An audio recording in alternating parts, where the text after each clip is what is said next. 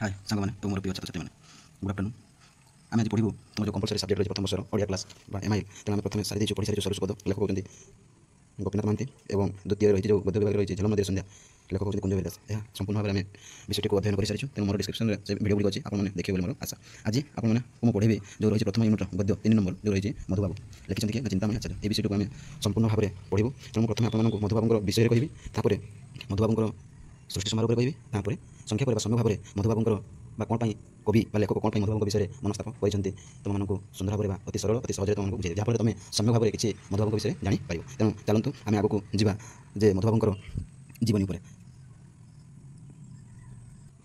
देखो ये हूँ जो विषय हूँ मधुबाबू विषय हूँ मधुबाबू और लेखक होती चिंतामणि आचार्य तेणु आपंकर जो प्रथम वर्ष रही सिलेबस ये जो विषय रही मधुबाबू तेणु कला विभाग छात्र छात्री पढ़ी पारे और साइंस विभाग छात्र छात्री पढ़ी पारे और कमर्स विभाग छात्र छात्री पढ़ी पारे ये विषय को तेणु आम प्रथम देखा मधुबाबू जीवनी पर देखो और यार मु संपूर्ण भाव में मधुबाबू विषय पढ़ी सारा पर तुम 1 नंबर 2 नंबर जो एमसीक्यू से क्वेश्चन गुड़ी आपको निकट में आलोचना करदेवी तेणु देखो आम कौन प्रथम लेखक चिंतामणि आचार्य विषय सम्यक ज्ञान करवा चिंतामणि आचार्य 19 शताब्दी ओडिया साहित्य जगत में से राय बहादुर चिंतामणि आचार्य सुपरिचित थे और निजे तार शिक्षागत योग्यता करते आईन अध्यापक और दक्ष वकील भाव में से निज पारदर्शिता प्रमाणित कर ओडिया साहित्य से जड़े दिग्दर्शक तेणु चिंतामणि आचार्य जितेबाला मधुबाबू विषय पढ़े तेणु से अति निजर भावी बा से ओडिशा कि उन्नति करते तेणु मन निजक आकृष्ट कर परमुहूर्ते मधुबाबू विषय से लिखी उत्कल गौरव मधुसूदन दास आदर्श और दर्शन में से विशेष प्रभावित होते और कुलगुरुों प्रति श्रद्धा और सम्मान तेणु से गद्य विभाग लिखिं जो विषय हूँ मधुसूदन तेणु तुमको संक्षेप में कहीदेली चिंतामणि आचार्य विषय और देखा ना मधुबाबू सरी ए देखा चिंतामणि आचार्य ओडिया साहित्य कौन अवदान देते सृष्टि सम्भार पे किसी 2-3 लिखि दिखाँ जो भल भल से कहीदे तेणु आपने से नोट डाउन कर लेख बर्तमान चिंतामणि आचार्य सृष्टि सम्भार लिख लो गोटे लेख इतिहास प्रसंग ये लिखिद आउ गोटे लेख जगन्नाथ दास आउ गोटे लेख श्रीकृष्ण आउ गोटे हूँ विक्रमादित्य एति लिखिद एति तार हूँ सृष्टि सम्भार है तेणु संक्षेप में चिंतामणि आचार्य विषय कहले और लेखाकृति विषय आपको जनईदेले एवं रहा आपंकर कौन ना मधुबाबू विषय में कहीं से मनस्तप कले कहीं से लिखा मन बढ़े ना आम जाचु जे मधुबाबू परिचय रही है ना बारिस्टर मधुबाबू से कहीं मधुबाबू के प्रिय भाविले मधुबाबू के कहीं से भल पाइले देख ना उत्कल गौरव मधुसूदन नाम सारा ओडिशा मधुबाबू को जानी और आमे मैंने जानी जे मधुबाबू बा बारिस्टर मधुबाबू से जिते बाल्य अवस्था युवक अवस्था प्रौढ़ अवस्था एवं वृद्धावस्था थिला बेले से ओडिशार उन्नति कामना बा ओडिशार किभଳି उच्चको जीव से सब मन बढ़ी एवं से जिते मृत्युशजार रही से ओडिशा किभଳି उन्नति आड़ को जीव सब से मन तार व्याकुल हो जाता तेणु तांकर जो रही ओडिशार अर्ध शताब्दीर इतिहास सहीटा आम देखिले जे तार संक्षिप्त जीवन चरित पाइपर एवं मधुबाबूंकर बाल्यकाल शिक्षा और परिवार और संघर्षमय जीवन आम पाई और चिंतामणि आचार्य तेणु मधुबाबू विषय लिखा से मन बढ़े एवं मधुबाबू सुंदर भाव में आम ओडिशार देशभक्ति देते जातिप्रीति देते भाषा प्रेम आवेग ये सब से सुंदर भाव में आलोचना करते मुखरे पढ़ी से देशपाई आम ओडिशा राज्यपाई सब मन को अन्य लोक मान मन को नहीं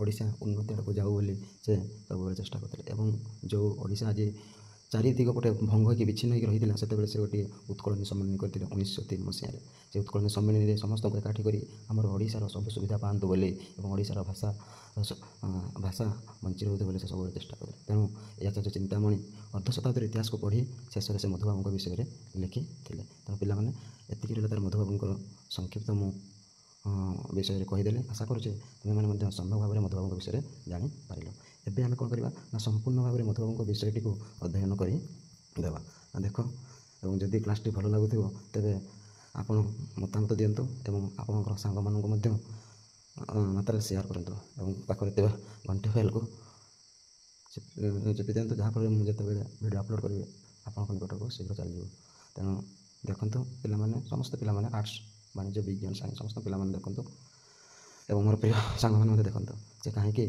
मन बढ़ी मधुबाबू विषय लिखा देख लेखक होती आम आउे आरंभ करुचे विषयटी हूँ मधुबाबू और लेखक होती किए ना चिंतामणि आचार्य मन रखा पड़ो पे किए लिखी मधुबाबू चिंतामणि आचार्य ନା ଦେଖ ନା ମଧୁବାବୁଙ୍କର ଜୀବନ କାହାଣୀ ଉତ୍କଳର ଅର୍ଦ୍ଧ ଶତାବ୍ଦୀର ଇତିହାସ।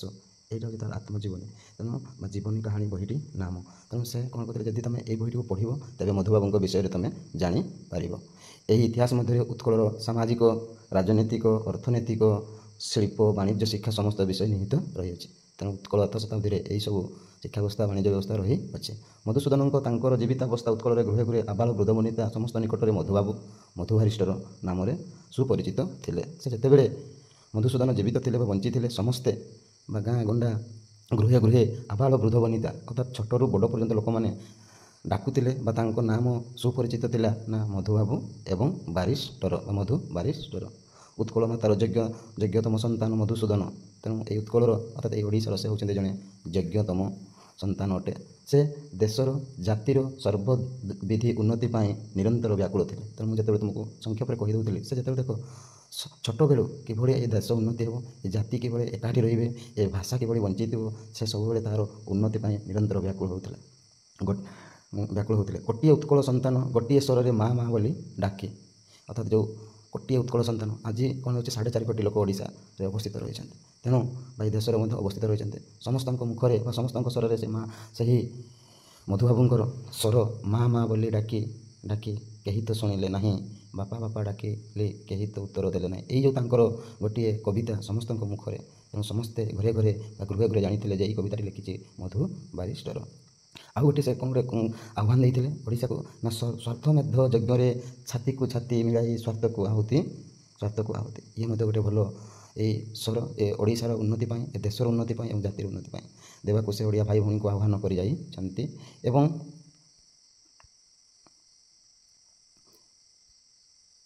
ସେହି ଉପଦେଶରେ ଆଦର୍ଶ ରୂପେ ନିଜକୁ ଦେଶ ଓ ଜାତି ସମକ୍ଷରେ ସ୍ଥାପନ କରି ଯାଇଛନ୍ତି। ତେଣୁ ସେଇ ଯେଉଁ ଆମ ପାଇଁ ଯେଉଁ ମା ମା ବୋଲି ଡାକି ସ୍ୱାର୍ଥମେଧ ଯଜ୍ଞରେ ଛାତିକୁ ଛାତି ମିଳାଇ ସ୍ୱାର୍ଥକୁ ଆହୁତି, ଏଇ ଯେଉଁ କବିତା ବା ଏଇ ଯେଉଁ ସ୍ୱର ଦେଇଛନ୍ତି, ଯାହାଫଳରେ ସମସ୍ତଙ୍କର ଓଡ଼ିଆ ଭାଇ ଭଉଣୀମାନଙ୍କୁ ଆହ୍ୱାନ ଜଣାଇଛନ୍ତି, ଯାହାଫଳରେ ଆମ ଦେଶରେ ସେ କ'ଣ କରିଛନ୍ତି ନା ସମକ୍ଷରେ ସ୍ଥାପନ କରି ଯାଇଛନ୍ତି ଏହି ଦେଶ, ଏ ଜାତି ପାଇଁ। ଓଡ଼ିଆ କିପରି ଓଡ଼ିଶା ବାହାରେ ଦେଶ ବିଦେଶରେ ସମ୍ମାନିତ ହେବ, ସେ ସବୁବେଳେ ତେଣୁ ସେ ଚାହୁଁଥିଲେ ଓଡ଼ିଶା ଖାଲି ଓଡ଼ିଶାରେ ନୁହେଁ, ସେ ବାହାର ଦେଶରେ ମଧ୍ୟ ସେ ସମ୍ମାନିତ ହେବ, ଏହା ତାଙ୍କର ଚିରଲକ୍ଷ୍ୟ ଥିଲା। ଏବଂ ମୃତ୍ୟୁ ଶଯ୍ୟାରେ ସୁଦ୍ଧା ଉନ୍ନତି ତାଙ୍କର ଏକମାତ୍ର ଚିନ୍ତା ଥିଲା। ତେଣୁ ସେ ଦେଖ ବାଲ୍ୟାବସ୍ଥାରୁ ପ୍ରୌଢ଼ାବସ୍ଥା ବୃଦ୍ଧାବସ୍ଥା ହୋଇସାରିଲେଣି ଏବଂ ମୃତ୍ୟୁ ଶଯ୍ୟାରେ ପଢ଼ି ମଧ୍ୟ ସେ କ'ଣ କରିଛନ୍ତି ନା ଓଡ଼ିଶାର ଉନ୍ନତି ଏକମାତ୍ର ଚିନ୍ତା ତା'ର ଥିଲା। କିଭଳି ଓଡ଼ିଶା ଉନ୍ନତି ଆଡ଼କୁ ଯାଉ, ଏ ଓଡ଼ିଶା ଖାଲି ହେବ ନାହିଁ, ଏ ଦେଶ ବିଦେଶରେ ମଧ୍ୟ ଓଡ଼ିଶାର ନାମ ରହୁ ବୋଲି ସେ ସବୁବେଳେ ବା ନିରନ୍ତର ବା ସବୁବେଳେ ସେ କ'ଣ କରି ଉନ୍ନତି କାମନା ଚାହୁଁଥିଲେ ଏଇ ମଧୁବାବୁ। ତେଣୁ ସେ କ'ଣ ହେଇଥିଲେ ଦେଖ ନା, ସେ କେଉଁଠି ଜନ୍ମଗ୍ରହଣ କରିଥିଲେ, ଯେହେତୁ ମଧୁବାବୁଙ୍କ ବିଷୟରେ ପଢ଼ା ହେଉଛି ପିଲାମାନେ, ତେଣୁ ତୁମମାନଙ୍କୁ ମଧୁବାବୁଙ୍କର ଜନ୍ମସ୍ଥାନ, ମସିହା ଏବଂ ସେ କେଉଁ ଜିଲ୍ଲାର ତୁମକୁ ମନେ ରଖିବାକୁ ପଡ଼ିବ। ତେଣୁ ଭେରି ଇମ୍ପୋର୍ଟାଣ୍ଟ। ତେଣୁ ତୁମେମାନେ ମନେ ରଖ ନା କ'ଣ ହେଇଛି ଦେଖ ନା, କଟକ ଜିଲ୍ଲାର ସତ୍ୟଭାମାପୁର, ଏଇଟା ତୁମକୁ ପିଲାମାନେ ଲେଖିବାକୁ ପଡ଼ିବ। ସତ୍ୟଭାମାପୁର ଗ୍ରାମ ମଧୁବାବୁଙ୍କର ଜନ୍ମଭୂମି ରୂପେ ପ୍ରତ୍ୟେକ ଓଡ଼ିଆର ତୀର୍ଥ ସ୍ଥାନ। ତେଣୁ ସମସ୍ତେ ଓଡ଼ିଆବାସୀ ଜାଣିଥିଲେ ଯେ ସତ୍ୟଭାମାପୁରରେ ମଧୁବାବୁଙ୍କର ଜନ୍ମ ଏବଂ କଟକ ଜିଲ୍ଲା। ମଧୁସୂଦନ ଖ୍ରୀଷ୍ଟୀୟ 1848 ଅର୍ଦ୍ଧର ଏପ୍ରିଲ ମାସ 28 ତାରିଖରେ ଜ୍ୟେଷ୍ଠ କୃଷ୍ଣ ଏକାଦଶୀ ତିଥିରେ ଜନ୍ମଗ୍ରହଣ କରିଥିଲେ। ତେଣୁ ମଧୁସୂଦନ ବା ମଧୁବାରିଷ୍ଟର 1848 ଖ୍ରୀଷ୍ଟାବ୍ଦ ଏପ୍ରିଲ ମାସ 28 ତାରିଖରେ ସେ ଜନ୍ମଗ୍ରହଣ କରିଥିଲେ। ତାଙ୍କ ପିତାଙ୍କର ନାମ ଥିଲା ଚୌଧୁରୀ ରଘୁନାଥ ଦାସ। ଏଇଟା ମଧ୍ୟ ପିଲାମାନେ ଲେଖ ଯେ ତାଙ୍କର ପିତାଙ୍କର ମଧ୍ୟ ନାମ ଥିଲା ଚୌଧୁରୀ ରଘୁନାଥ ଦାସ ଏବଂ ସେ ସତ୍ୟଭାମାପୁରରେ ଜନ୍ମଗ୍ରହଣ କରିଥିଲେ, କଟକ ଜିଲ୍ଲା, ଏବଂ ମସିହା ଥିଲା 1848 ଏପ୍ରିଲ ମାସ 28 ତାରିଖରେ ସେ ଜନ୍ମଗ୍ରହଣ କରିଥିଲେ। ତେଣୁ ରଘୁନାଥ ଦାସ ହେଉଛି ତାଙ୍କ ବାପା ଏବଂ ମାତାଙ୍କ ନାମ ଥିଲା ଦେଖ ନା ଶ୍ରୀମତୀ ପାର୍ବତୀ ଦେଖ ଏବଂ ମାତାଙ୍କର ନାମ ଥିଲା ଶ୍ରୀମତୀ ପାର୍ବତୀ ଦେବୀ। ଲେଖିଲ। ତେଣୁ ପ୍ରଥମେ ଜାଣିଲ ବାପାଙ୍କ ନାମ, ଏବେ ଜାଣିଲ ମାତାଙ୍କର ନାମ ମଧ୍ୟ ଜାଣିଲ ବା ମାଆଙ୍କ ନାମ ଜାଣିଲ। କାହିଁକି ମନେ ରଖିବାକୁ ପଡ଼ିବ, ଯେହେତୁ ଆଚାର୍ଯ୍ୟ ଚିନ୍ତାମଣି ମଧୁବାବୁଙ୍କ ବିଷୟରେ ଲେଖିଛନ୍ତି, ତେଣୁ ମଧୁବାବୁଙ୍କର ଶିକ୍ଷା କଥା ମଧ୍ୟ ତୁମକୁ ମନେ ରଖିବାକୁ ପଡ଼ିବ, ସେ କେଉଁଠି ପଢ଼ିଥିଲେ ଏବଂ ତା'ର ସେ ଜନ୍ମ ବାଲ୍ୟକାଳ ଅବସ୍ଥା ମଧ୍ୟ ତୁମମାନଙ୍କୁ ମନେ ରଖିବାକୁ ପଡ଼ିବ। ତେଣୁ ଜାଣିଲ ସେ ସତ୍ୟଭାମା ଗ୍ରାମରେ, କଟକ ଜିଲ୍ଲାର ସତ୍ୟଭାମା ଗ୍ରାମରେ ଜନ୍ମଗ୍ରହଣ କରିଥିଲେ ଏବଂ ମସିହା ମଧ୍ୟ ଜାଣିଲ ଏବଂ ପିତାମାତାଙ୍କର ନାମ ମଧ୍ୟ ଜାଣିଲ। ନା ଦେଖ ପୂର୍ବରେ କ'ଣ ହେଇଥିଲା ନା, ଏଇ ମରହଟ୍ଟାମାନେ ବା ଏଇ ଇଂରେଜମାନେ ବା ଏଇ ଖ୍ରୀଷ୍ଟିଆନମାନେ ଏମାନେ କ'ଣ କରୁଥିଲେ ନା ଆମ ଓଡ଼ିଶାକୁ ଯୁଗରୁ ଏ ଦେଶର ସାଭ୍ରାନ୍ତକରଣମାନେ ଚୌଧୁରୀ, କାନୁନଗୋ, ସାମନ୍ତ ଇତ୍ୟାଦି ଉପାଧିରେ ଭୂଷିତ ହୋଇ ନିଜର ସମ୍ମାନ ବଢ଼ାଉଥିଲେ। ତେଣୁ ପୂର୍ବେ ଯେଉଁ ମରହଟ୍ଟାମାନେ ଥିଲେ, ସେତେବେଳକୁ ଇଂରେଜମାନେ ଆସିନଥିଲେ। ସେହି ସମୟରେ ମଧୁବାବୁଙ୍କୁ ଲକ୍ଷ୍ୟ କରିଛି ଯେ ଏଇ ମରାଠା ଲୋକମାନେ ତାଙ୍କର ସମ୍ମାନ ପାଇଁ ବା ଆତ୍ମସମ୍ମାନ ପାଇଁ ବା ଉଚ୍ଚ ଶ୍ରେଣୀ ହେବା ପାଇଁ ସେମାନେ କ'ଣ କରୁଥିଲେ ନା ଚୌଧୁରୀ, କାନୁନଗୋ, ସାମନ୍ତ ଇତ୍ୟାଦିରେ ସେମାନେ ନିଜକୁ ଭୂଷିତ କରାଉଥିଲେ, ଯାହାଫଳରେ ଓଡ଼ିଶାର ଲୋକମାନେ ତାଙ୍କୁ ବଡ଼ବାବୁ ବା ନିଜର ସମ୍ମାନ ସେମାନେ ବଢ଼ାଉଥିଲେ। ତେଣୁ ପିତା ରଘୁଘର ବା ରଘୁନାଥଙ୍କର 2 ପୁତ୍ର ଥିଲେ। ତେଣୁ ଏଇଠି ମଧୁବାବୁଙ୍କର ସେମାନେ ଲେଖକ ସୂଚିତ କରିଦେଉଛନ୍ତି ଯେ ମଧୁବାବୁ 2 ଭାଇ ସେମାନେ ଥିଲେ, 2 ଭାଇ ଥିଲେ ଏବଂ ଜ୍ୟେଷ୍ଠ ପୁତ୍ର ହେଉଛନ୍ତି ଆମର ଯେଉଁ ବିଷୟ ପଢ଼ୁଛୁ ବା ମଧୁବାବୁ। ତେଣୁ ଆମେ ଜାଣିଲୁ ପିଲାମାନେ, ତୁମେମାନେ ମନେ ରଖନ୍ତୁ ବା ମନେ ରଖ ଯେ ଜ୍ୟେଷ୍ଠ ପୁତ୍ର ହେଉଛନ୍ତି ମଧୁବାବୁ ଏବଂ ଛୋଟବେଳେ ପିତୃମାତୃଦତ୍ତର ନାମ ଥିଲା ବା ସେ ଛୋଟବେଳେ ତାଙ୍କୁ ଡାକୁଥିଲେ କ'ଣ ନା ଗୋବିନ୍ଦ ବଲ୍ଲଭ ଏବଂ ତା'ର କନିଷ୍ଠ ପୁତ୍ର ଅର୍ଥାତ୍ ସାନ ଭାଇର ନାମ ଥିଲା ଗୋପାଳ ବଲ୍ଲଭ।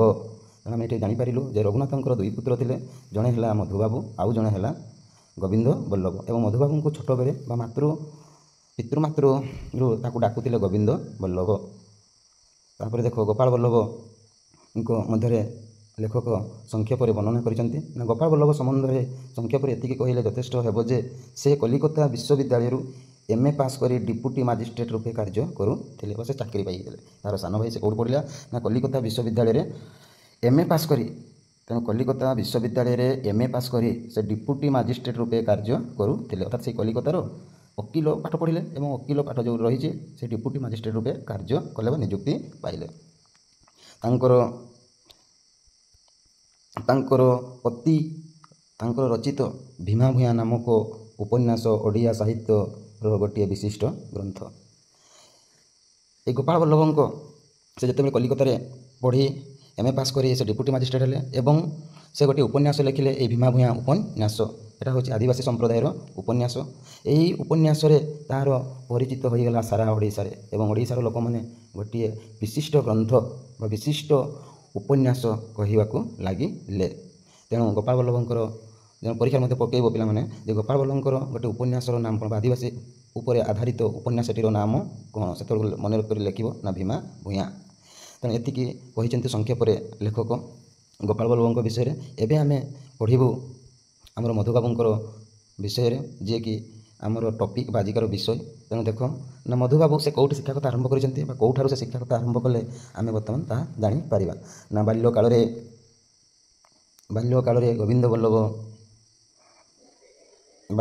ଗୋବିନ୍ଦ ବଲ୍ଲଭ ଗାଁ ଚାଟଶାଳୀରେ ଜଣେ ମାଟି ବଂଶ ଅବଧାନ ନିକଟରେ ପଢ଼ିଥିଲେ। ମାଟି ବଂଶ ଅବଧାନର ଅର୍ଥାତ୍ ହେଉଛି ଏଠି ଶିକ୍ଷକ ବା ଗୁରୁ।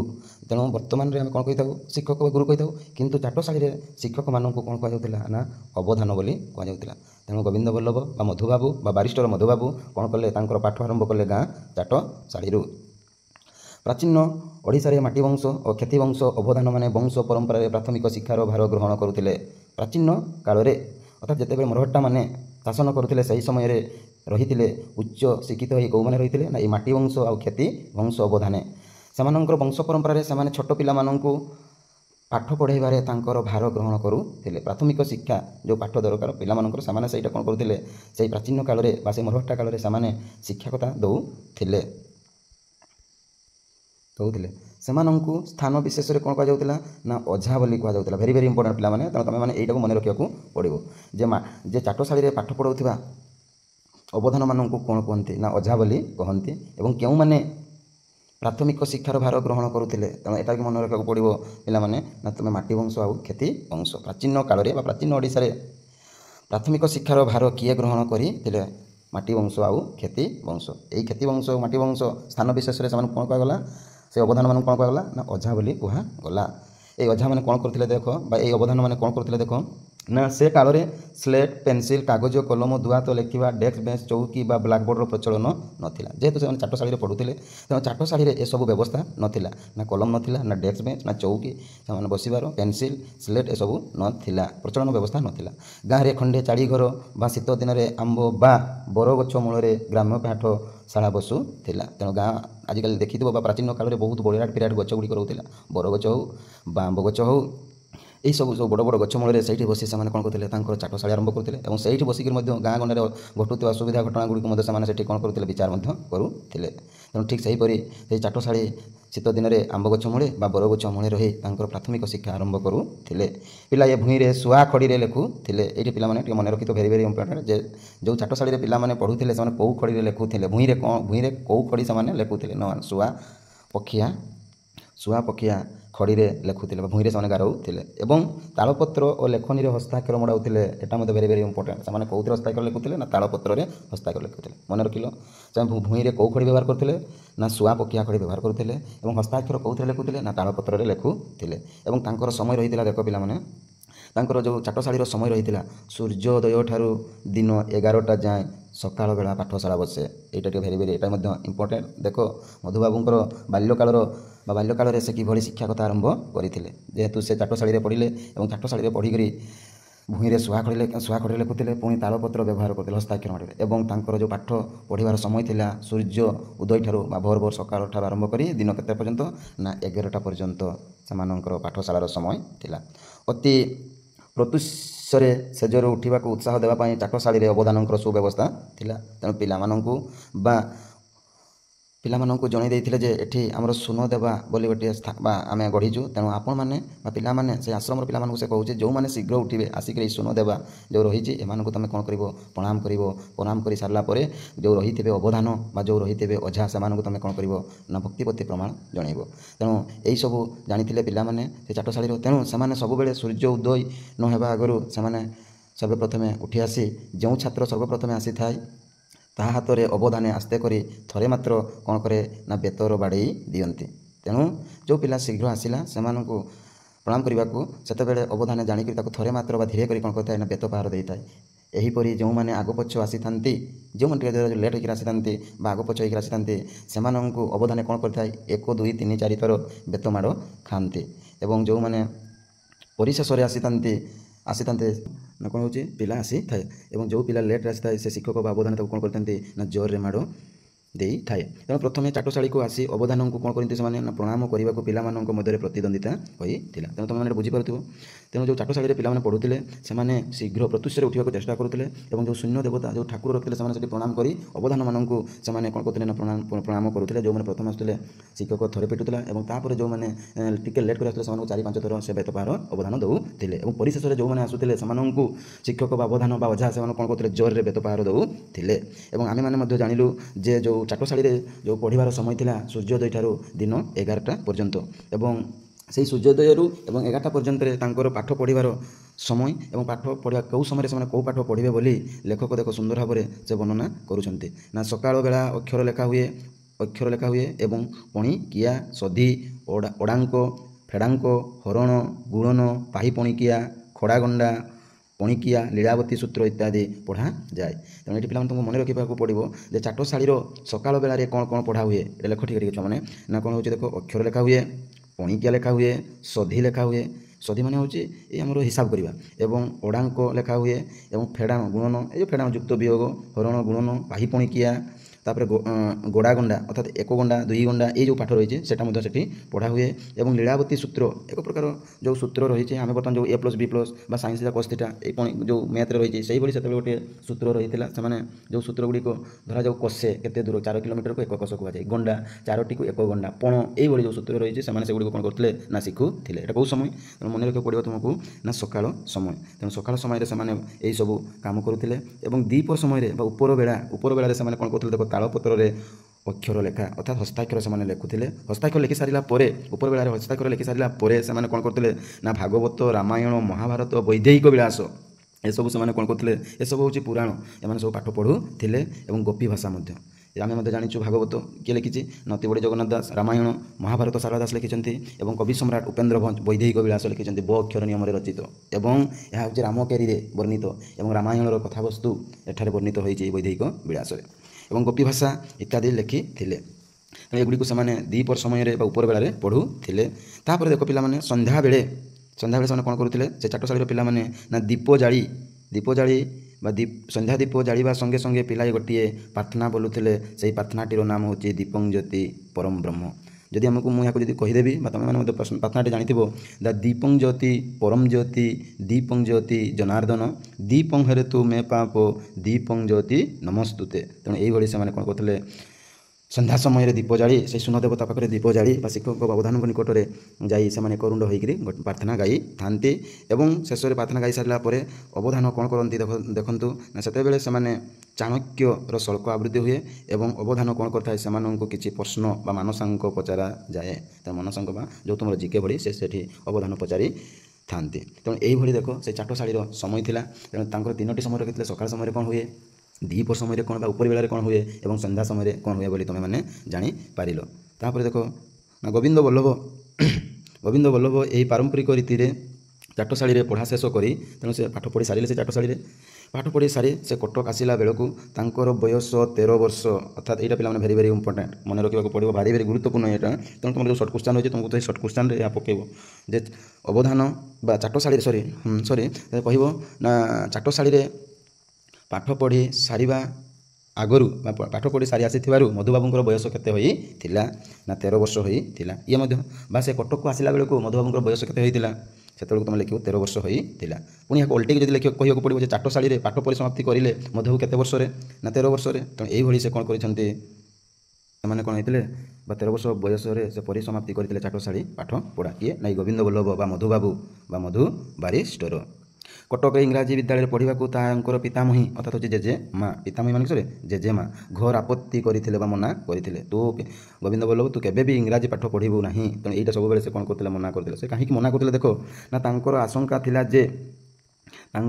ଥିଲା ଯେ ସେ ଇଂରାଜୀ ପଢ଼ିଲେ କ'ଣ ହେଇଯିବ ନା କିରିସ୍ତାନ ବା ଖ୍ରୀଷ୍ଟିଆନ ହୋଇଯିବ ବୋଲି ସେ ସବୁବେଳେ ମନା କରୁଥିଲେ। ତେଣୁ ଯେଉଁ ମରହଟ୍ଟାମାନେ ଥିଲେ ଏବଂ ମରହଟ୍ଟାର ପାଦ୍ରୀମାନେ ସେତେବେଳେ ସେମାନେ ଖ୍ରୀଷ୍ଟିଆନ ବା କିରତି ଧର୍ମ ସବୁ ପ୍ରଚାର କରୁଥିଲେ। ତେଣୁ ତାର ପିତାମହୀ ସବୁ ଜାଣିଥିଲେ ଯେଉଁମାନେ ଇଂରାଜୀ ପଢ଼ୁଛନ୍ତି ସେମାନେ ଖ୍ରୀଷ୍ଟିଆନ ବା ପାଦ୍ରୀ ହେଉଛନ୍ତି।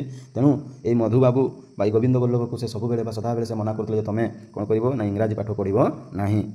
ସେ ସମୟରେ ଅନେକ ଇଂରାଜୀ ପଢ଼ୁଆ ସମାଜର ନିର୍ଯାତନା ହେତୁ ଖ୍ରୀଷ୍ଟିଆନ ଓ ପାଦ୍ରୀମାନଙ୍କର ପ୍ରଚାରିତ ଧର୍ମ ଉପଦେଶ ଶୁଣି ଖ୍ରୀଷ୍ଟ ଧର୍ମ ଗ୍ରହଣ କରିଥିଲେ। ତେଣୁ ଏ ଜାଣିଥିଲେ ଯେ ତା ଜେଜେମା, ତେଣୁ ସେ ସବୁବେଳେ ଆମର ମଧୁବାବୁଙ୍କୁ ବା ବାରିଷ୍ଟର ମଧୁବାବୁଙ୍କୁ ସେ ମନା କରୁଥିଲେ ଯେ ତୁମେ କ'ଣ କରିବ ଇଂରାଜୀ ପଢ଼ିବ ନାହିଁ। ତେଣୁ ବୁଢ଼ୀମାନଙ୍କର ଆଶଙ୍କା ସ୍ୱାଭାବିକ। ତେଣୁ ଠିକ୍ ସେ ଭଲ ଚିନ୍ତା କରିଥିଲେ ବା ଚିନ୍ତା କରିବା ଉଚିତ।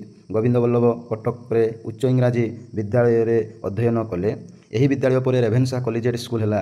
ତେଣୁ ସେ ଯେଉଁ ସମୟରେ ପାଠ ପଢ଼ିଲେ ସେହି ସମୟରେ କ'ଣ ହେଲା ନା ଗୋଟିଏ ସ୍କୁଲ ଖୋଲିଲା। ସେହି ସ୍କୁଲଟିର ନାମ ହେଉଛି ରେଭେନ୍ସା କଲେଜିଏଟ୍ ସ୍କୁଲ। ତେଣୁ ପିଲାମାନେ ଏଟା ମଧ୍ୟ ତୁମକୁ ମନେ ରଖିବାକୁ ପଡ଼ିବ ଯେ ଗୋବିନ୍ଦ ବଲ୍ଲଭ ଉଚ୍ଚ ଇଂରାଜୀ ପଢ଼ିବା ପାଇଁ କଟକରେ କେଉଁ ସ୍କୁଲ ଖୋଲିଲା ନା ରେଭେନ୍ସା କଲେଜିଏଟ୍ ସ୍କୁଲ ଖୋଲା ହେଲା।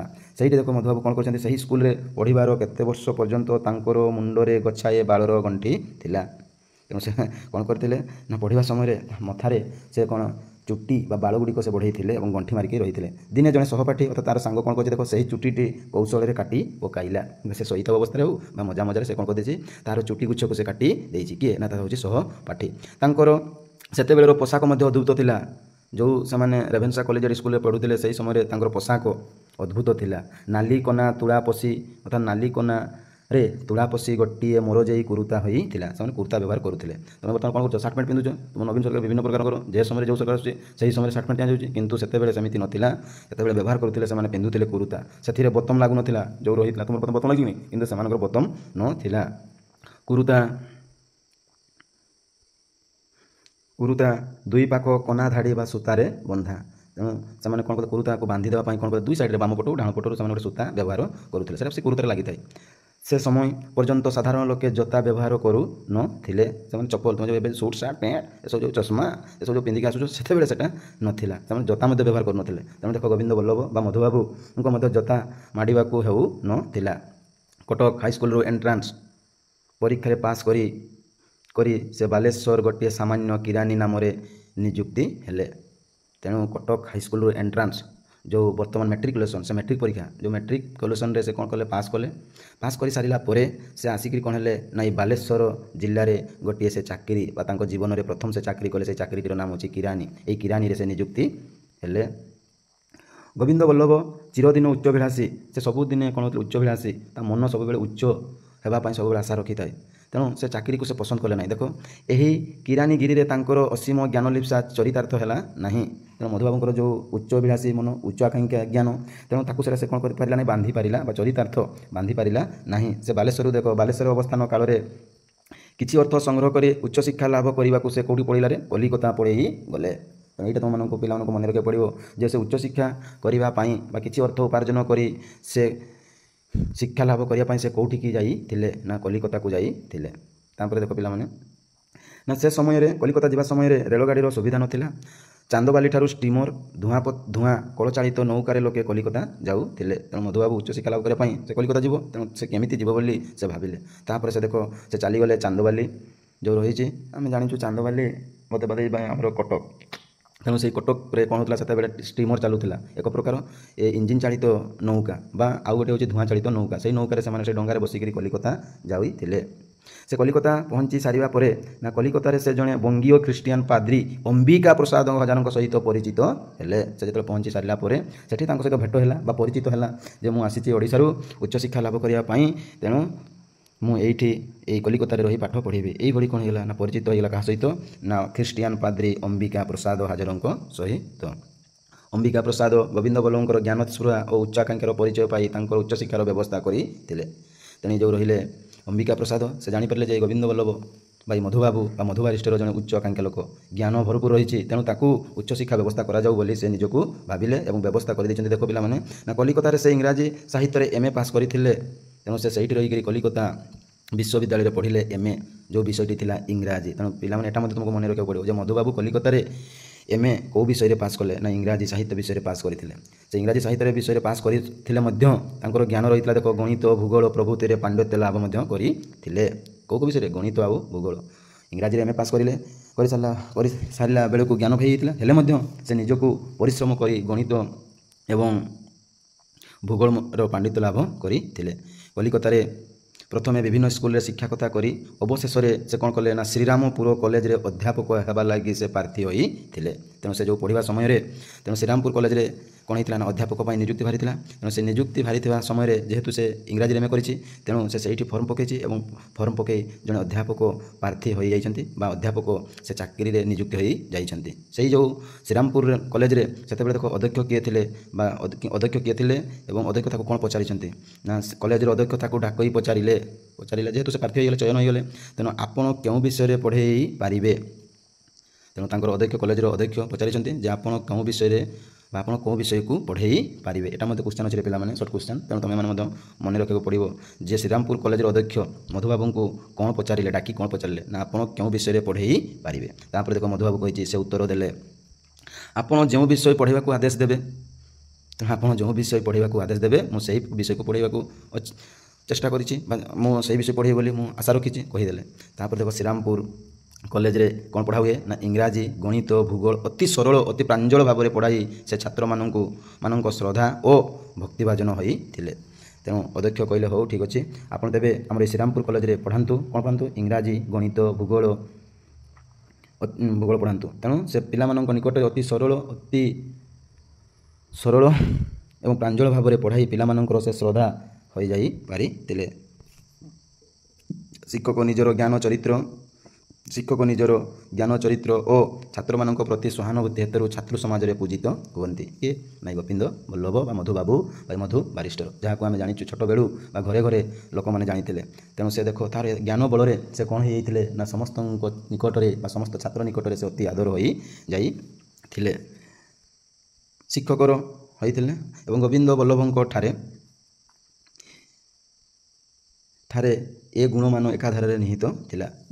ତେଣୁ ଗୋବିନ୍ଦ ବଲ୍ଲଭଙ୍କୁ ଛୋଟବେଳୁ ତା'ର ଜ୍ଞାନ ଭରପୁର ହୋଇ ରହିଥିଲା। ସେ ଦେଖିଥିବେ ଚାଟଶାଳୀରେ କେମିତି ପଢ଼ିଲେ, ତାପରେ ସେ ବାଲେଶ୍ୱରରେ ଏଣ୍ଟ୍ରାନ୍ସ ପାସ୍ କଲେ, ପୁଣି ଆସି କଟକରେ ଏଣ୍ଟ୍ରାନ୍ସ ପାସ୍ କଲେ ମେଟ୍ରିକୁଲେସନ୍, ତାପରେ ଆସି ବାଲେଶ୍ୱରରେ କିରାଣୀ ଚାକିରି କଲେ। ପୁଣି ବାଲେଶ୍ୱରରେ ତାକୁ କିରାଣୀ ଚାକିରି ଭଲ ଲାଗିଲା ନାହିଁ, ତେଣୁ ସେ କ'ଣ କରିଲେ ନା ସେଠି ଅର୍ଥ ଉପାର୍ଜନ କଲିକତା ଗଲେ। କଲିକତାରେ ଉଚ୍ଚ ଶିକ୍ଷା ଲାଭ କରିବା ପାଇଁ କଲିକତାକୁ ପଢ଼ିଲେ। ସେଠି ମଧ୍ୟ ସେ ପାସ୍ କରି ପୁଣି କଲିକତାରେ ସେ ରହି ସେଠି ଯେଉଁ ଇଂରାଜୀରେ ଅଧ୍ୟାପନ କରିସାରିବା ପରେ ସେ ଚାକିରି ବାହାରିଲେ ଏବଂ ଶ୍ରୀରାମପୁର କଲେଜରେ ସେ ଚାକିରି କଲେ। ତେଣୁ ତାପରେ ହେଲେ ମଧ୍ୟ ତା'ର ମନ ବୁଝିଲା ନାହିଁ। ସେହି ସମୟରେ ସେ ଓକିଲାତି ପଢ଼ି ପୁଣି ଇଂରାଜୀରେ ପାଠ ପଢ଼ିଲେ MA, ପୁଣି ସେ ସମୟରେ କ'ଣ କଲେ ନା ଓକିଲାତି ପଢ଼ିଲେ। କେଉଁଠି ପଢ଼ିଲେ ନା ସେ କଲିକତା ବିଶ୍ୱବିଦ୍ୟାଳୟରୁ BL ମଧ୍ୟ ପାସ୍ କରିଥିଲେ। ତେଣୁ ଓକିଲାତି ପଢ଼ିବା ପାଇଁ ହେଲେ ତୁମକୁ BL ପଢ଼ିବାକୁ ପଡ଼ିବ। ତେଣୁ ମଧୁବାବୁ ଦେଖ ସେ କେତେ ଉଚ୍ଚ ଶିକ୍ଷାର ଅଧିକାରୀ ହୋଇଥିଲେ। କଲିକତାରେ ଶିକ୍ଷକତା କଲାବେଳେ ସେ ସୁନାମଧନ୍ୟ ଭାରତୀୟ ଗୁଣୀ ଅଗ୍ରଣୀୟ ସାର୍ ଆଶୁତୋଷ ମୁଖୋପାଧ୍ୟାୟଙ୍କ ଗୃହ ଶିକ୍ଷକ ନିଯୁକ୍ତି ହୋଇଥିଲେ। ତେଣୁ ସେ ଯେତେବେଳେ BL ପାସ୍ କରିସାରିଲା ପରେ ତେଣୁ ସେହି ସମୟରେ କ'ଣ କହିଛି ନା ଗୃହ ଶିକ୍ଷକ ନିଯୁକ୍ତ ଆକାରରେ ରହିଥିଲେ ସାର୍ ଆଶୁତୋଷ ମୁଖୋପାଧ୍ୟାୟ। ଗୁଣିଗଣାର୍ଗ ଗଣ୍ୟ ସାର୍ ଆଶୁତୋଷ ମୁଖୋପାଧ୍ୟାୟ। ସାର୍ ଆଶୁତୋଷ ଦିନେ କଲିକତା ହାଇକୋର୍ଟର ପ୍ରଧାନ ବିଚାରପତି ଓ କଲିକତା ବିଶ୍ୱବିଦ୍ୟାଳୟର କୁଳପତି ଭାଇସ୍ ଚାନ୍ସେଲର ହୋଇଥିଲେ। ଦେଖ এই ଆଶୁତୋଷ କ'ଣ ହେଇଥିଲେ ନା ସେହି ସମୟରେ କଲିକତାର ପ୍ରଧାନ ବିଚାରପତି ହୋଇଥିଲେ ଏବଂ କଲିକତାର ବିଶ୍ୱବିଦ୍ୟାଳୟରେ ଯେଉଁ ୟୁନିଭର୍ସିଟି କଲିକତା ୟୁନିଭର୍ସିଟିର କୁଳପତି ତାଙ୍କର ପ୍ରିନ୍ସିପାଲ ବା ଅଧ୍ୟକ୍ଷକୁ କ'ଣ କୁହାଯାଏ କୁଳପତି କୁହାଯାଏ। ସେ କୁଳପତିରେ ନିଯୁକ୍ତି ହୋଇଥିଲେ। ଆମେ କଲେଜରେ କ'ଣ କହିଦେବୁ ପ୍ରିନ୍ସିପାଲ କହିଦେବୁ, କିନ୍ତୁ ୟୁନିଭର୍ସିଟିରେ କ'ଣ କୁହାଯାଏ ନା କୁଳପତି ବା ଭାଇସ୍ ଚାନ୍ସେଲର ମଧ୍ୟ ଭାଇସ୍ ଚାନ୍ସେଲର କୁହାଯାଇଥାଏ। ତେଣୁ ସେ ଦୁଇଟାରେ ସେ କ'ଣ କରିଥିଲେ ନା ନିଯୁକ୍ତି ହୋଇ ରହିଥିଲେ। କିଏ ନା ସେ ସାର୍ ଆଶୁତୋଷ ଗୋଟିଏ ଥିଲେ ହାଇକୋର୍ଟ କଲିକତା ହାଇକୋର୍ଟର ବିଚାରପତି, ଆଉ ଗୋଟିଏ ଥିଲେ ସେ କଲିକତା ବିଶ୍ୱବିଦ୍ୟାଳୟର କୁଳପତି। କଲିକତା ବିଶ୍ୱବିଦ୍ୟାଳୟର କାହିଁକି ସମଗ୍ର ବଙ୍ଗଦେଶ ବିହାର ଓଡ଼ିଶା ପ୍ରଦେଶରେ ଉଚ୍ଚ ଇଂରାଜୀ ଶିକ୍ଷା ବ୍ୟବସ୍ଥା କରିବାରେ ଯେଉଁମାନେ କୃତିତ୍ୱ ଦେଖାଉଥିଲେ ସେମାନଙ୍କ ମଧ୍ୟରେ ସାର୍ ଆଶୁତୋଷଙ୍କ ସ୍ଥାନ ଅତି ଉଚ୍ଚ। ତେଣୁ ସେ ଦେଖ ଯେଉଁ ଭାଇସ୍ ଚାନ୍ସେଲର ବା କୁଳପତି ରହିଥିଲେ ବା କଲିକତା ହାଇକୋର୍ଟର ବିଚାରପତି ରହିଥିଲେ କିଏ ନା ସାର୍ ଆଶୁତୋଷ। ତେଣୁ ସେ ଆଶୁତୋଷ ଯେତେବେଳେ ନିଯୁକ୍ତିରେ ରହିଥିଲେ ସେ ସବୁବେଳେ କ'ଣ କରୁଥିଲେ ନା ସମଗ୍ର ବଙ୍ଗଦେଶ କିଭଳି ଉନ୍ନତି ହେବ ସେତେବେଳେ ଚିନ୍ତା କରୁଥିଲେ। ବିହାରକୁ ମଧ୍ୟ ଏବଂ ଓଡ଼ିଶାକୁ ମଧ୍ୟ ସେ ଉନ୍ନତି ହେବାର ଦେଖୁଥିଲେ ଏବଂ ଏଇ ଯେଉଁ ବିହାର ଓଡ଼ିଶା ବଙ୍ଗପ୍ରଦେଶର ପିଲାମାନଙ୍କ ପାଖରେ କିଭଳି ଉଚ୍ଚ ଇଂରାଜୀ ପହଞ୍ଚି ପାରିବ ସେ ତ ମନ ଦେଉଥିଲେ ଏବଂ ସେ କ'ଣ କରିଥିଲେ ଏଇଠି ଦେଖ ସେ କହୁଛି ସମଗ୍ର ବଙ୍ଗଦେଶ ବିହାର ଓ ଓଡ଼ିଶାର ଛାତ୍ରଛାତ୍ରୀମାନଙ୍କ ଠାରୁ ଏଇ ଆଶୁତୋଷ ଥିଲେ ଉଚ୍ଚ ସ୍ଥାନରେ ସେ ରହିଥିଲେ, ପାଠ ପଢ଼ାରେ ଉଚ୍ଚ ସ୍ଥାନରେ ରହିଥିଲେ। ତେଣୁ ସେ ସିନା ଚାକିରି କରିଥିଲେ କଲିକତା ହାଇକୋର୍ଟରେ ବିଚାରପତି ଭାବରେ ଏବଂ କଲିକତା ବିଶ୍ୱବିଦ୍ୟାଳୟ କୁଳପତି ଭାବରେ। କଲିକତାରେ ଅବସ୍ଥାନ କାଳରେ ଗୋବିନ୍ଦ ବଲ୍ଲଭ ଖ୍ରୀଷ୍ଟ ଧର୍ମ ଦୀକ୍ଷିତ ହୋଇଥିଲା। ତେଣୁ ତାହାର ପିତାମହୀ ମାତା ଯେଉଁ ମନା କରିଥିଲେ, କିନ୍ତୁ ସେ କଲିକତା ସମୟରେ ବା କଲିକତାରେ ପାଠ ପଢ଼ିବା ସମୟରେ ସେ କ'ଣ କରିଥିଲେ ଗୋବିନ୍ଦ ବଲ୍ଲଭ ଭାଇ ମଧୁବାବୁ କ'ଣ ଧର୍ମ ବା କ'ଣ ଶିକ୍ଷା ନେଇ ଯାଇଥିଲେ ନାଇଁ ଖ୍ରୀଷ୍ଟ ଧର୍ମ ଶିକ୍ଷା ସେ ନେଇ ଯାଇଥିଲେ। ତା ପିତାମହୀ ବା ତା ଯେଉଁ ବୁଢ଼ୀ ମାତାକୁ ମନା କରୁଥିଲେ କି ନାହିଁ, କିନ୍ତୁ କଲିକତା ଯେତେବେଳେ ସେଠି ରହିଲେ ଓକିଲାତି ପଢ଼ିଲେ ଏବଂ ଓକିଲାତି ଇଂରାଜୀ ପଢ଼ି ସାରିଲା ପରେ ସେ କ'ଣ ହେଇଥିଲେ ନା ଖ୍ରୀଷ୍ଟ ଧର୍ମ ଗ୍ରହଣ କରି ନେଇ ଥିଲେ। ଅମ୍ବିକା ପ୍ରସାଦ ଓ ତାଙ୍କର ସ୍ତ୍ରୀ କ'ଣ ହେଇଥିଲେ ସେ ସମୟରେ ମୃତ୍ୟୁ ହୋଇଯାଇଥିଲେ ବା ସେମାନେ ସେତେବେଳେ ମୃତ୍ୟୁ ମୁଖକୁ ଚାଲି ଯାଇଥିଲେ ବା ମରି ଯାଇଥିଲେ। କିଏ ନା ଏଇ ଅମ୍ବିକା ପ୍ରସାଦ ଆଉ ତାଙ୍କ ସ୍ତ୍ରୀ। ଅନେକ ଗୁଡ଼ିଏ ପୁତ୍ରକନ୍ୟା ଛାଡ଼ି ଯାଇଥିଲେ। ଏଇ ଯେଉଁ ଦୁଇ ଜଣ ମରିଯାଇଥିଲେ ସ୍ତ୍ରୀ ଏବଂ ଅମ୍ବିକା ପ୍ରସାଦ, ସେମାନେ ଅନେକ ପୁତ୍ରକନ୍ୟା ଛାଡ଼ି ଯାଇଥିଲେ। ନା କଲିକତାରେ ତାଙ୍କର ପ୍ରଥମ ଆଶ୍ରୟଦାତା କିଏ ଥିଲେ ଅମ୍ବିକା ପ୍ରସାଦ। ସେ କଲିକତାକୁ ଗଲେ ଆମର ଯେଉଁ ଚାନ୍ଦିପୁରରୁ ସେ ଷ୍ଟ୍ରିମର ସାହାଯ୍ୟରେ କଲିକତା ଗଲେ ଏବଂ କଲିକତାରେ ପ୍ରଥମ ଭେଟ ହୋଇଥିଲା କାହା ସହିତ ନାଇଁ ଅମ୍ବିକା ପ୍ରସାଦ ସହିତ। ସେ ଅମ୍ବିକା ପ୍ରସାଦଙ୍କ ତାଙ୍କର ପ୍ରଥମ ଆଶ୍ରୟଦାତା ଥିଲେ। ପ୍ରତି କୃତଜ୍ଞତା ବଶତଃ ମଧୁସୂଦନ କର୍ମଜୀବନରେ ସେହି ପୁତ୍ରକନ୍ୟାମାନଙ୍କର ଭରଣ ପୋଷଣ ଓ ଶିକ୍ଷା ଭାର ଗ୍ରହଣ କରିଥିଲେ। ତେଣୁ ଯେଉଁ ଅମ୍ବିକା ପ୍ରସାଦଙ୍କର ଯେଉଁ ରଖିଥିଲେ ଯେଉଁ ପୁତ୍ରକନ୍ୟାମାନେ ଏବଂ ସେମାନଙ୍କୁ ଲାଳନ ପାଳନ କରିବା ପାଇଁ ଶିକ୍ଷାର ଭାର ସମ୍ଭାଳିବା ପାଇଁ ଆମର ମଧୁବାବୁ ଦାୟିତ୍ୱ ନେଇଥିଲେ। ସେହି ଅମ୍ବିକା ପ୍ରସାଦ ଯେଉଁ ରଖିଥିଲେ ଯେଉଁ ପୁତ୍ରକନ୍ୟା ଦେଖ ସେମାନଙ୍କ ମଧ୍ୟରୁ ଦୁଇ ଜଣଙ୍କୁ ସେ କ'ଣ କରିଥିଲେ ନା ବିଲାତ ପଠାଇ ଉଚ୍ଚଶିକ୍ଷା ପ୍ରଦାନ କରାଇଥିଲେ ନା କେଉଁମାନେ ଯାଇଥିଲେ ଦେଖ ନା ଶ୍ରୀମତୀ ଶୈଳବାଳା ଓ ଶ୍ରୀମତୀ ସୁଧାଂଶୁବାଳା। ଏଇଟା ମନେ ରଖିଥିବେ ଯେ ମଧୁବାବୁ ବିଲାତକୁ ପଠାଇଥିବା ଦୁଇ ପୁତ୍ରକନ୍ୟାଙ୍କର ନାମ କ'ଣ। ତେଣୁ ସେତେବେଳକୁ ଲେଖିବ ଶ୍ରୀମତୀ ଶୈଳବାଳା ଶ୍ରୀମତୀ ସୁଧାଂଶୁବାଳା। ଏ ଦୁଇଟି କନ୍ୟାକୁ ସେ ନିଜର କନ୍ୟା ରୂପେ ଆଜୀବନ ପାଳନ କରିଥିଲେ। ଯେତେ ଆଜୀବନ ମରିବା ପର୍ଯ୍ୟନ୍ତ ସେ କ'ଣ କରିଥିଲେ ସେମାନଙ୍କୁ ଦେଖୁଥିଲେ ସେମାନେ କିଭଳି ସୁବ୍ୟବସ୍ଥା ରହିବେ କିଭଳି ଉଚ୍ଚଶିକ୍ଷିତ ହେବେ। ତାପରେ ଦେଖ ନା ଓକିଲାତି ପାସ୍ କରି ମଧୁସୂଦନ କଲିକତା ହାଇକୋର୍ଟରେ ସାର୍ ଜନ୍ ଉଡ୍ରଫ୍ ଓ ମିଷ୍ଟର ଇଭାନସ୍ ପ୍ରଭୃତି ବାରିଷ୍ଟରଙ୍କ ସହଯୋଗରେ ଖ୍ୟାତି ଲାଭ କରିଥିଲେ। ତେଣୁ ଓକିଲାତି ପାସ୍ କରି ମଧୁସୂଦନ କଲିକତା ହାଇକୋର୍ଟରେ ଜଜ୍ ଆକାରରେ ରହିଲେ। ସେ ଜଜ୍ ଆକାରରେ ରହିବା ସମୟରେ ସେଇ ଇଂରେଜ ଲୋକମାନେ ତାଙ୍କ ନିକଟରେ ସାଙ୍ଗ ହୋଇଥିଲେ। ନା ଜଣେ ହେଉଛନ୍ତି ସାର୍ ଜନ୍ ଉଡ୍ରଫ୍ ଆଉ ଜଣେ ହେଉଛି ମିଷ୍ଟର ଇଭାନସ୍। ଏମାନେ ମଧୁବାବୁଙ୍କର ନେତୃତ୍ୱ ବା ମଧୁବାବୁଙ୍କୁ ସେମାନେ ଗୁରୁ ଆକାର ହେଉ ବା ମଧୁବାବୁଙ୍କୁ ସେମାନେ ଏ ଓକିଲାତି ବିଷୟରେ ବୁଝିବା ପାଇଁ ସବୁବେଳେ ଚେଷ୍ଟା କରୁଥିଲେ ଏବଂ ଯାହାଫଳରେ ଏ ମଧୁ ବାରିଷ୍ଟର ସେମାନଙ୍କୁ ସହଯୋଗ କରିଥିଲା ଏବଂ ସେମାନେ ଏଇ ସାର୍ ଜନ୍ ଉଡ୍ରଫ୍ ମିଷ୍ଟର ଭାଇସନୟ ଏମାନେ ଖ୍ୟାତି ଲାଭ କରିଥିଲେ। ସାର୍ ଜନ୍ ଉଡ୍ରଫ୍ ଜଣେ ସଂସ୍କୃତ ଭାଷାବିତ୍ ପଣ୍ଡିତ ଥିଲେ ଏବଂ ଭାରତୀୟ ତର୍କଶାସ୍ତ୍ର ସମ୍ବନ୍ଧରେ ସେ ଅନେକ ପୁସ୍ତକ ରଚନା କରିଥିଲେ। କିଏ ନା ଏଇ ସାର୍ ଜନ୍ ଉଡ୍ରଫ୍ ସେ ସଂସ୍କୃତ ଭାଷାବିତ୍ ପଣ୍ଡିତ ଥିଲେ ଏବଂ ଆମ ଓଡ଼ିଶା ପାଇଁ ବା ଭାରତ ପାଇଁ ସେ ଅନେକ ତର୍କଶାସ୍ତ୍ର ପୁସ୍ତକ ସେ ରଚନା କରିଥିଲେ। ସାର୍ ଜନ୍ ଉଡ୍ରଫ୍ ଦିନେ କଲିକତା ହାଇକୋର୍ଟରେ ବିଚାର ଶୁଣାଳଙ୍କୃତ ହେଲେ। ଅର୍ଥାତ୍ ଦିନେ ସେମାନେ ସେହି କଲିକତାର ରହି ଏବଂ এই ସାର୍ ଜନ୍ ଉଡ୍ରଫ୍ କଲିକତା ହାଇକୋର୍ଟରେ କ'ଣ ହେଇଗଲେ ବିଚାର ଶୁଣାଳଙ୍କୃତ ହେଲା ତ ନିଯୁକ୍ତି ପାଇଲେ। କଲିକତା ହାଇକୋର୍ଟରେ ଓକିଲାତି କଲାବେଳେ ମଧୁସୂଦନଙ୍କୁ ପ୍ରିଭି କାଉନ୍ସିଲର ଅନୁବାଦକ ନିଯୁକ୍ତି କରାଯାଇଥିଲା। ପ୍ରିଭି କାଉନ୍ସିଲର ଅନୁବାଦକ ନିଯୁକ୍ତ କରାଯାଇଥିଲା। ଏମାନେ ଜଜ୍ ପାଇଁ ନିଯୁକ୍ତି ହେଲେ, କିନ୍ତୁ ସେତେବେଳକୁ ଆମର ମଧୁବାବୁ ବା ମଧୁ ବାରିଷ୍ଟର କ'ଣ ହେଇଥିଲେ ନା ପ୍ରିଭି କାଉନ୍ସିଲର ପଦବୀରେ ରହିଥିଲେ। ନାଇଁ ପ୍ରିଭି କାଉନ୍ସିଲର ପଦବୀ କ'ଣ କରନ୍ତି ଦେଖ ନା ସେ ଓଡ଼ିଆ କାଗଜପତ୍ର ଇଂରାଜୀ ଭାଷାରେ ଅନୁବାଦ କରୁଥିଲେ। ଏଇ ଯେଉଁ ପ୍ରିଭି କାଉନ୍ସିଲର ଆମର ମଧୁବାବୁ ଥିଲେ, ଓଡ଼ିଶାର ଲୋକମାନେ ଯଦି ଓଡ଼ିଆରେ नहीं कागजपत्रटी को नहीं जानती तेज से सहीटी पढ़ी से इंग्राजी भाषा अनुवाद करुले कौ भाषा इंग्राजी भाषा तो ये तुमको भेरी भेरी इंपोर्टेंट तुम पे मन रखिए जे ओडिशार लोक मैंने ओडिया भाषा को हाईकोर्ट को नेला बेले मधुबाबू प्रिवी काउंसिलर थे प्रिवी काउंसिलर जो थे से ओडिया भाषा को कौ भाषा अनुवाद करुले तेणु इंग्राजी भाषा अनुवाद करुले। कलिकतार अवस्थान काल ओडिशारे और कलिकता प्रवासी ओडिया मानक मध्य शिक्षा विस्तार कल्पना मधुसूदन हृदय जागृत होता। जो कलिकतार प्रवासी कलिकतार आम ओडिया प्रवासी मैंने रोते पिला छुआ मैंने पाठ पढ़ु नथिले तेणु से कौन करें ना मधुसूदन बाबू चिंता करें जे ये जो कलिकता प्रवासी रही आम ओडिया मैंने आम शिक्षा व्यवस्था करवा पिला छुआ मानी शिक्षा व्यवस्था करवा ता मन में गोटे जागृत होता।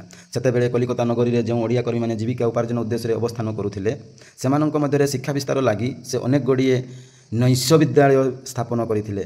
तेणु ये तुमको पिला मन रखा पड़ो जे कलिकता प्रवासी रोता कर्मी मैंने जीविका उद्देश्य रही है पाठ पढ़ाई पिला छुआ मान पाठ पढ़ाई मधुबारिष्टर कौन स्थापन करते ना नैश्य भेरी भेरी इंपोर्टेंट नैश्य विद्यालय स्थापन करते। नैश्य विद्यालय कहीं से उपस्थापन करते ना उद्देश्य थिला कौन ना से शिक्षित होई ओडिशारे सहीपरि विद्यालय मान स्थापन करी देशरू निरक्षरता दूर करेंगे। बुझिपाल आजिकल निरक्षरता दूरीकरण लगी आम्भे मैंने चिंता करुछु किंतु से जुगरे प्राथमिक शिक्षा विस्तार निरक्षरता दूरीकरण प्रभृति मधुबाबू हृदय जागृत होता। देखुच जो मराठा मैंने शासन करुले से समय मधुबाबू मन में जागृत होता जे आम ओडिशार लोक मैंने निरक्षरता न रुहतु शिक्षाकता से ग्रहण करूँ तेणु सब हृदय जागृत रही है। देख पुणी एवं से कार्य परिणत करने निमित्त उद्यम करते किभଳି हम नैश्य विद्यालय हम किभଳି से नैश्य विद्यालय ओडिशा प्रवासी मान पिला छुआ मैंने पाठ पढ़े सब से कौन करते ना चिंता करुले। मधुसूदन कलिकता छाड़ा संगे संगे ये नैश्य विद्यालय गुड़िक भांगी गला से कलिकतार पढ़ी आसिले से नैश्य विद्यालय गुड़िक देखापी कहीं नथिले तेणु नैश्य विद्यालय गुड़िक कौन होगा ना भांगी गला। यहाँ मतलब तुम सर्ट क्वेश्चन अच्छी पे जे तुम मधुसूदन कलिकतार आसवा पर नैश्य विद्यालय गुड़िक कौन होगा ना नैश्य विद्यालय गुड़िक भांगी कौन गला ना भांगी गला।